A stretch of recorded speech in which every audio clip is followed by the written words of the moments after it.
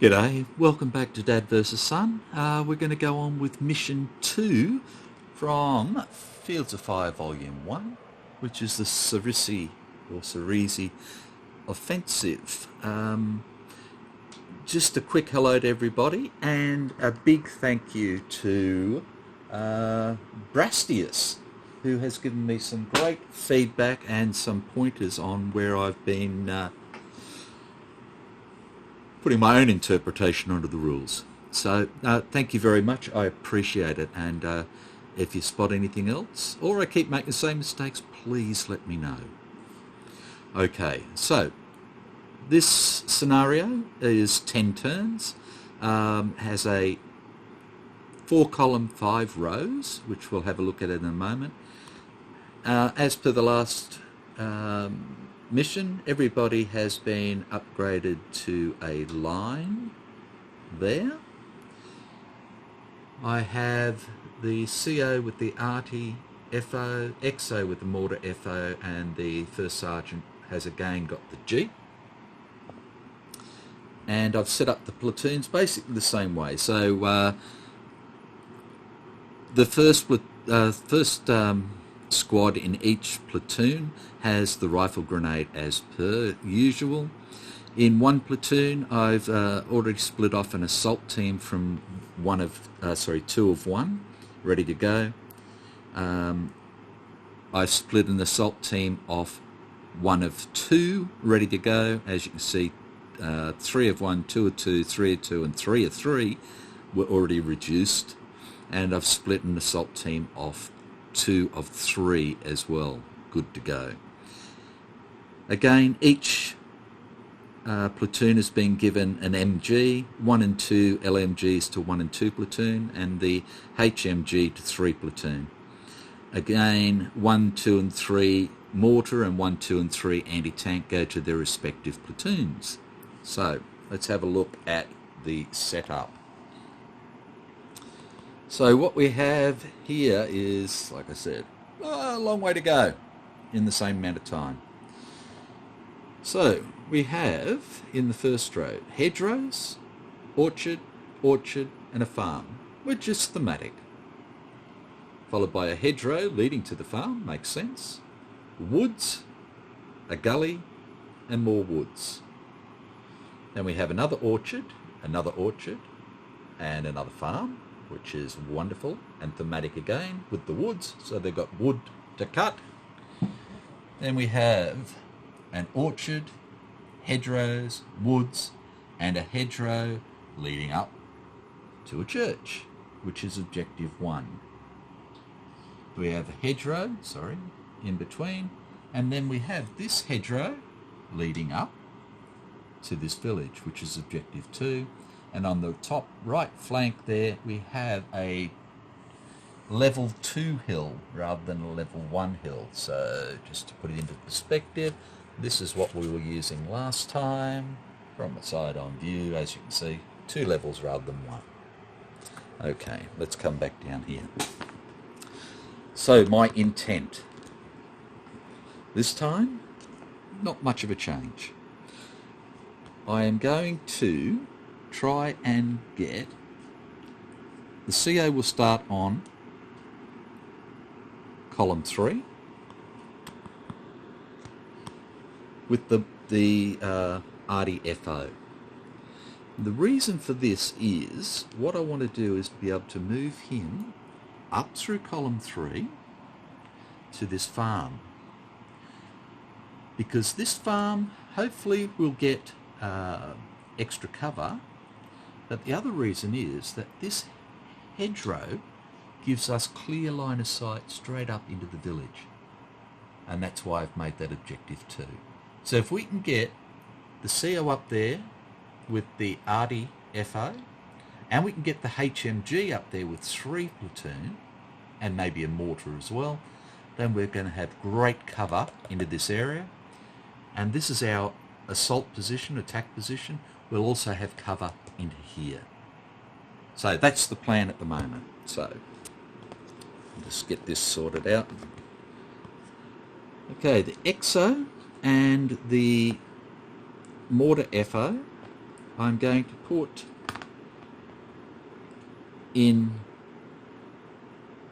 column 1, and the sergeant with the Jeep I'm going to put into column 4. Now the reason for that is the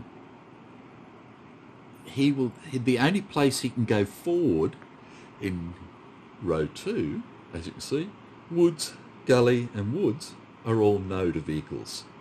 So he can only come up through this hedgerow here, and then he can move over again to the farm and these orchards as needed to help pick up casualties and so forth, or deliver ammo if we get any. So, 1 platoon will be going in column 1, and they hopefully will go straight up column 1 and then hold the church. That's the cunning plan. Whether it works or not, it's a different matter, but hey, it's worth a go. The second platoon is going to start in column 2,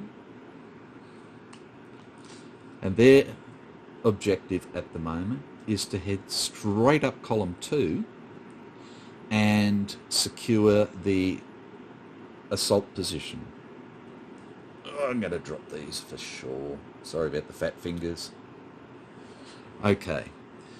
3 is going to start in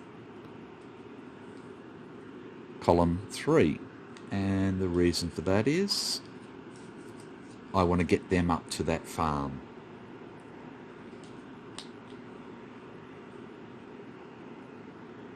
Oops, sorry. Throwing stuff around, doesn't matter. Couple of days, beautiful. Righto. We have 3 platoons still playing silly buggers. I've also turned off the ambient noise because it was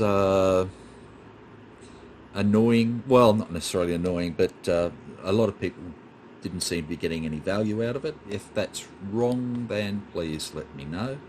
I'm happy either way. It's not like I'm going to cry about it or anything. Okay, so 3 platoon. Oh, I said I was going to put in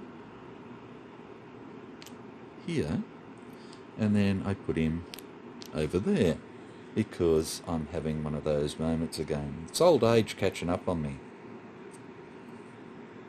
I've got the fumbles as well. It's a wonderful 2 degrees Celsius at the moment out in the man cave. So I'm still trying to get my poo together. Righto. Here we go. So 10 turns. The enemy is... Their stance is deliberate again, and their experience level is line. I have not changed any of the assets, so we're still using radios, and hopefully I'll remember the line of sight and so forth again. That, Brastitus, or I'm sorry if I'm not pronouncing that correctly, pointed out. Okay, so let's get into it. First draw will be for CO's commands, and he gets 3+1 for the no contact. Straight up, I'm just going to give him that 1 there and bank it because he's going to give 1, 2 and 3 a bit of a go.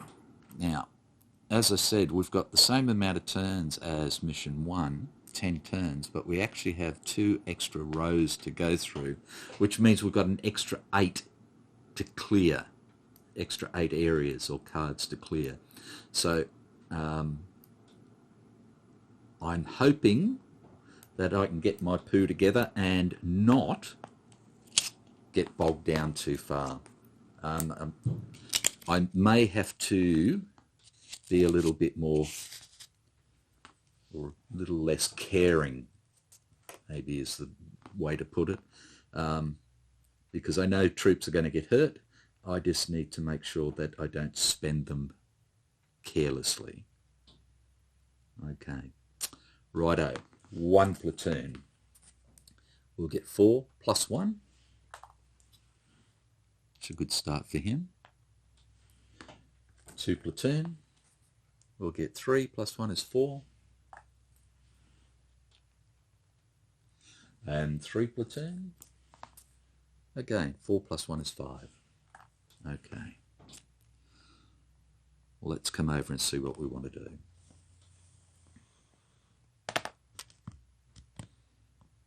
Right, we'll start with 1 platoon. Nice and simple. His assault team is going to go forward into the hedgerow. Is exposed. And 1 platoon will bank 4 commands.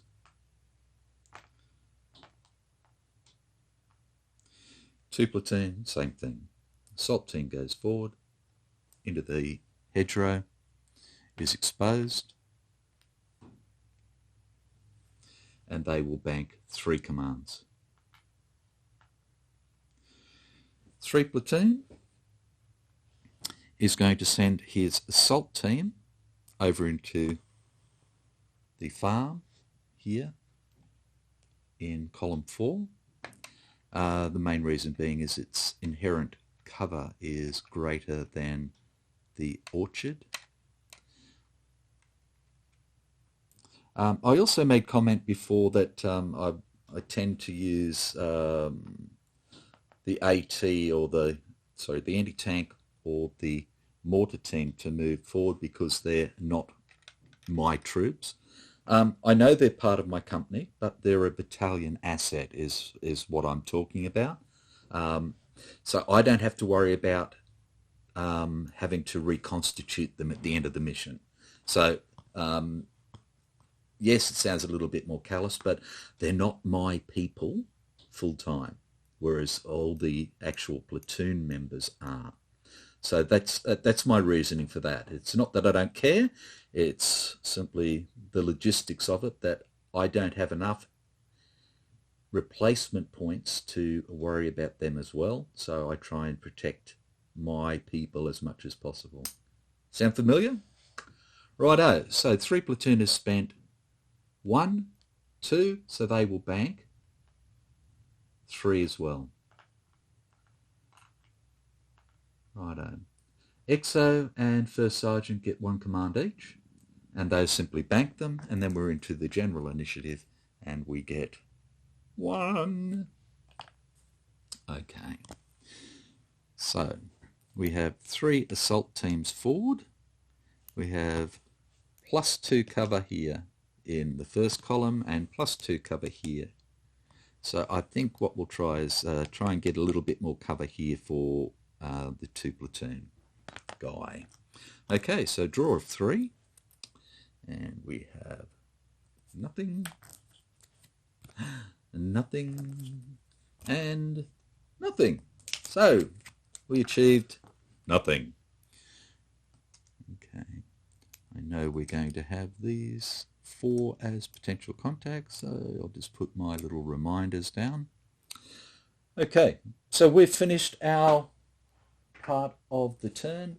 We go to the German side of the turn, and it is there is no high headquarters event, there is no enemy activity check, there is no mutual capture or retreat phase or vehicle phase, as the sergeant has not activated the Jeep. Mutual combat phase comes into, we have no fire missions, so we evaluate potential contact markers. So for this scenario, this mission, rows 1 and 2 are C, potential contacts, rows 3 and 4 are Bs, and row 5, the objectives, are As. So it gets a little bit hairier the further we go in, which again thematically makes sense.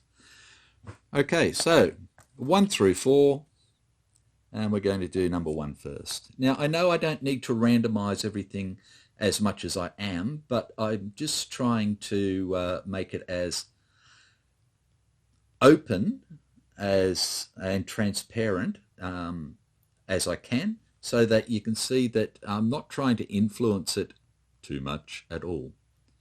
Okay, so the first one, we're a C for no contact, is a draw of 4, and the first card we get is a contact. Okay, second was a rally, third was a cover, and last one was a blank. Right, so draw for the 10 is a 2, and a 2 on potential contact is a 3, which is incoming mortars. So we're going to get a mortar spotter. And we have number 2 mortar spotter, and he will be under foxholes, and he will put out a pending fire mission, which comes straight onto this poor bugger here. Right, now his placement is going to be at number 4, which is front at max line of sight.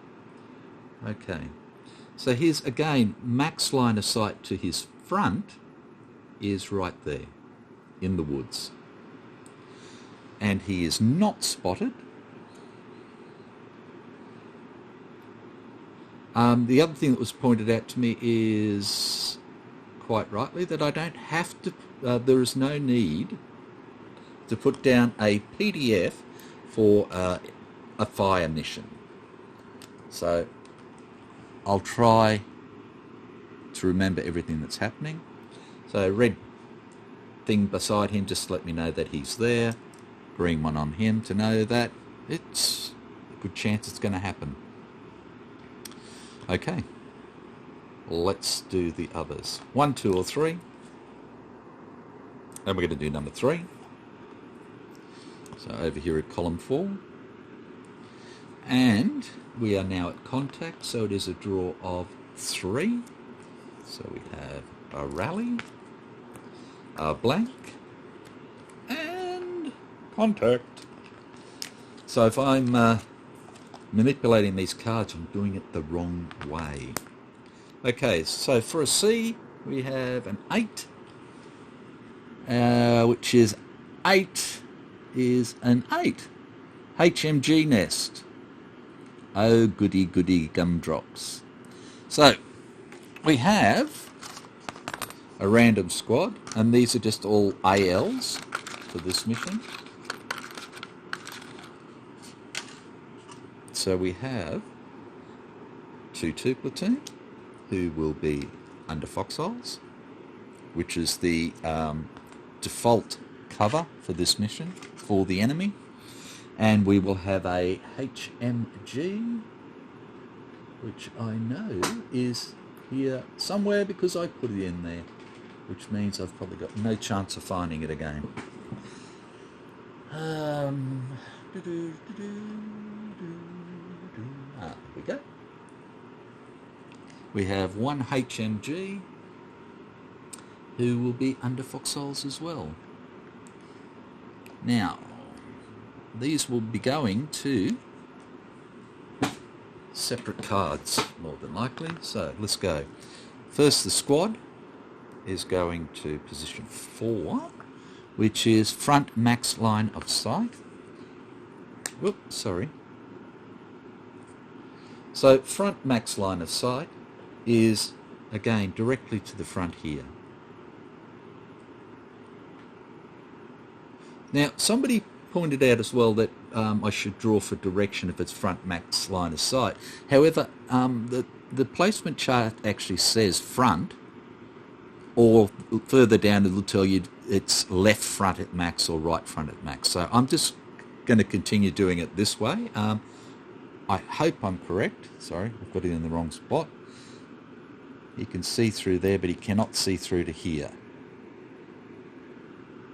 Does that make sense? We're clear to here, but we're not clear there. Yep, okay.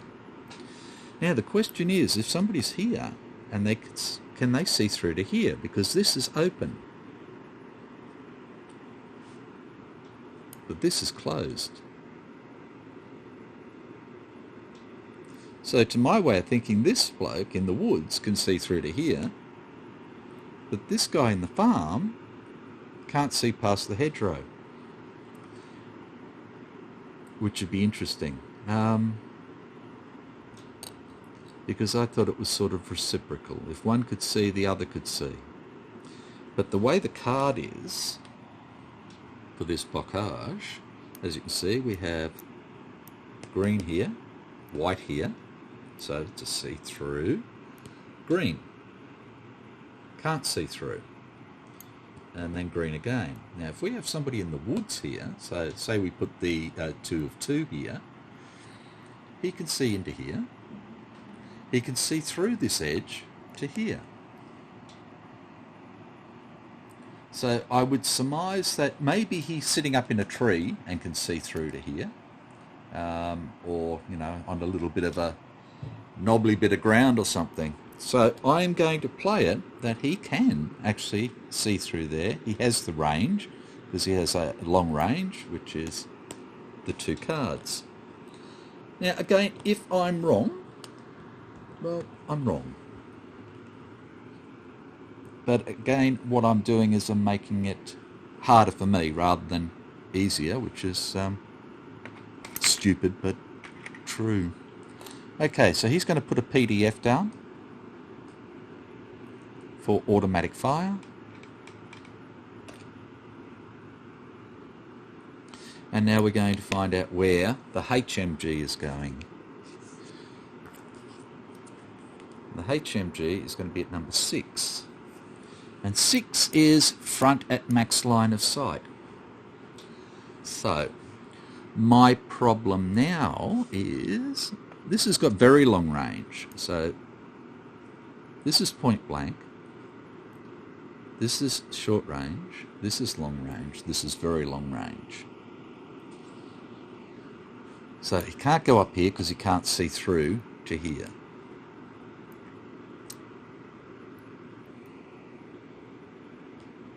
I don't think you can go on the same card where the other bloke is. So that means I need to find another position for him. Let me just do a quick check. I'm just going to pause it for a second. G'day, back again. Okay, so I've just got it square in my head now. So if this man here had have been just at max line of sight, then we would have kept drawing for a direction. But because the unit placement table says front at max line of sight, I don't need to. So I've now got that squared away. Thank you again for having that pointed out. The second one is the HMG, again, got front max line of sight. Now, he cannot go in the middle of somebody else's PDF. And he can't go on the same card. So therefore we have to do a redraw for him until we get somewhere which is appropriate. So we'll do another draw. We have number 9, which is right front at max line of sight. Okay, so we're here. We're going to draw a tile for here. And we get more bloody hedgerows. Now, okay, so he can't see through this corner, so this is where he will go. So he goes up here. He gets, again, a PDF coming in, which means we now have a crossfire for this poor gentleman as well. And we'll have a potential contact marker on him because he is not spotted. If I can ever use my fumble-fingered fingers to do it. Okay, there we go. Upside down Miss Jane. There we go. Okay.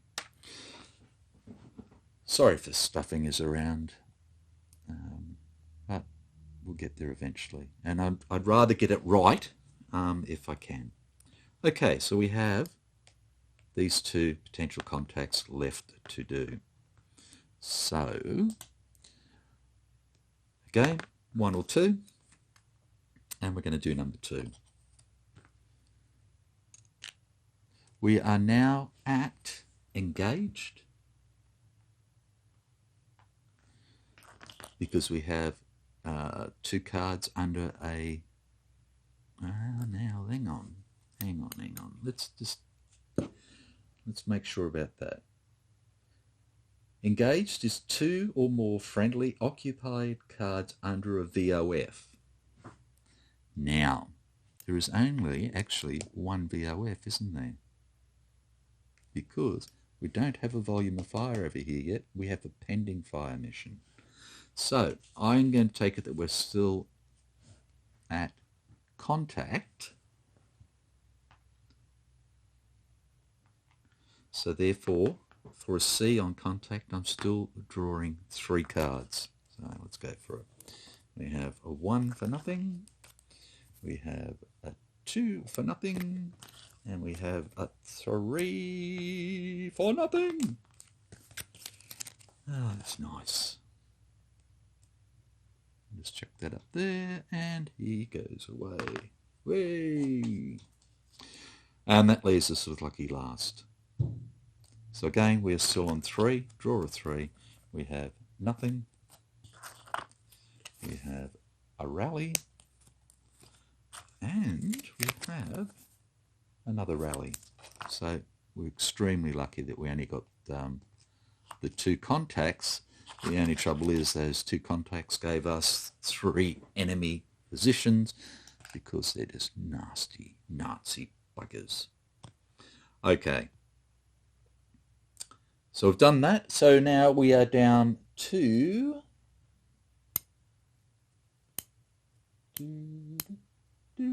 combat effects. Now, again, when do I do the draw for that? Because for any pinned vehicle or infantry now, do that. For each infantry unit on the card with a VOF, resolve a flame attacks, determine the NCM, draw action cards to determine if the fire is effective. Okay, so what I'm going to say is that we're going to draw the cards now to see if the fire is effective. So let's draw 3 cards for this one, if I remember correctly. Yep, 3 draws. Looking for a blast symbol, that's 1. That's a shuffle. That's 2. That's 3. So there is no fire mission this time, is my understanding. The other thing that was pointed out to me quite rightly as well was that if there is a fire mission, then I don't flip it back to pending fire until I get back up to that point again, which is the mutual capture update fire mission stage. So, my apologies. Okay, so that's done. Righto. So the only ones under fire at the moment will be this poor man, because he's not. Okay, so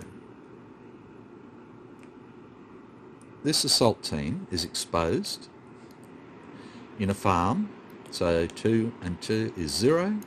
But he is in a crossfire with automatic weapons, so it's a -2. And his -2 is pinned, which was probably the best result that we could really expect. So there we go.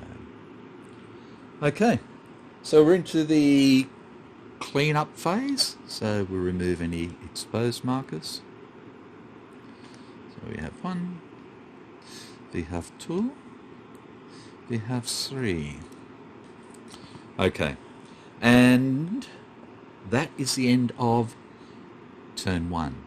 I'll call it quits there, and then we'll come back for turn 2. Thanks for watching. Again, if you've noticed anything weird and wonderful happening that shouldn't be, please let me know, and I'll try and get it fixed. Bye for now.